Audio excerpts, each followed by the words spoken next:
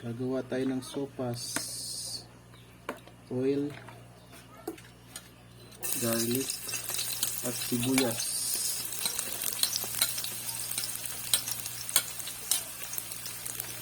Ilunod na rin natin yung chicken cubes.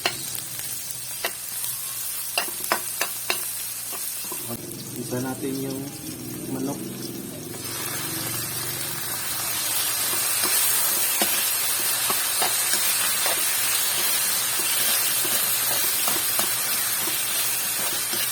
Lagyan natin ng paminta.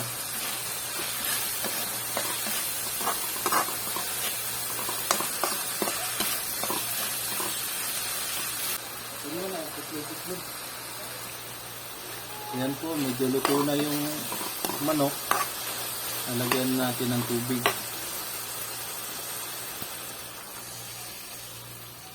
So, paspo yung lulutuin natin, kaya dadabihan natin ng tubig.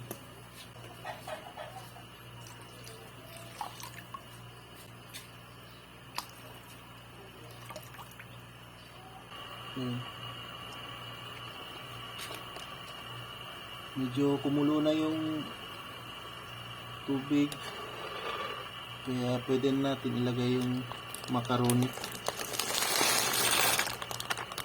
Dapat malambot na malambot siya para masarap. Ito yung manok, pwede naman bumili kayo ng iba kasi ito lang yung available dito sa amin. Pwede naman kayo bumili ng chicken breast, tapos i-boil ninyo, tapos gayadin nyo.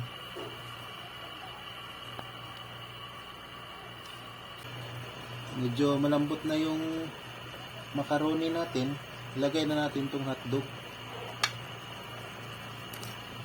Ayan.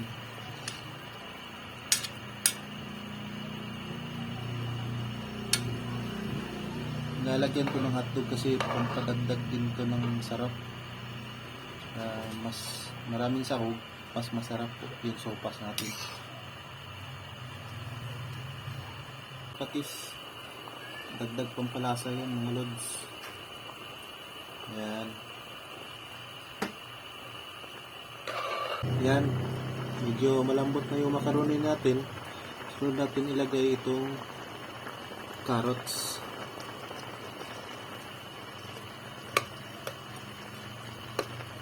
Pag lumambot po yan, susunod natin yung repolyo natin.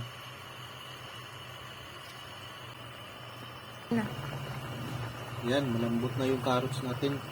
Lagay na natin yung cabbage. Ayan.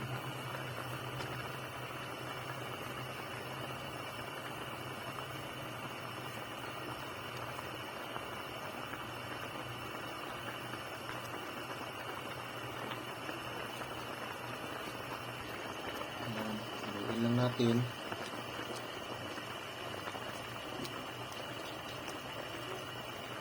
Ilang segundo lang yan, ayos na yan. Lalagyan na natin ng gatas yun, evaporated milk.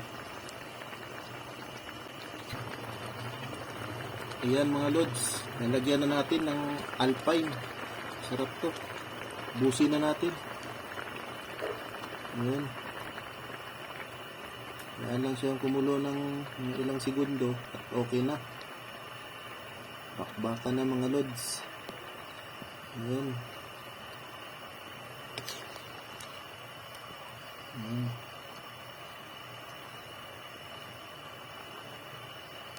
Ayan, tapos na.